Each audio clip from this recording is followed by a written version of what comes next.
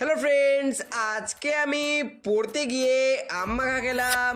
अच्छा ইয়াহু বন্ধুরা, আজকে প্রথমে বিকেলবেলা পড়তে যাবো বলে বন্ধুর বাড়ি যাচ্ছিলাম। আর যখন তারা উঠে থাকে তখনই কিন্তু সব দিক থেকে দেরি হয়। আর বন্ধুর বাড়ি গিয়ে দেখি আকাশে তো দারুণ মেঘ করেছে আর ঠান্ডা হাওয়াও দিচ্ছে। তাই ঠান্ডা হাওয়া খেতে আমরা চলে আসলাম ছাদে। তারপরে হঠাৎই আমাদের চোখে পড়ে গেল একটা পাখির বাসা। এরপর একটু হাওয়া খেয়ে আর ছাদে ঘোরাঘুরি করে চলে আসলাম পড়তে। আর এসে দেখি স্যার আমার বন্ধুকে তো আলাদা লেভেলে ডিসার্ট দিচ্ছিল।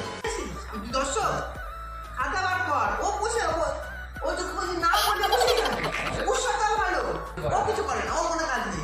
আমি পারি না আর পারি না, আমি কেন মরি না।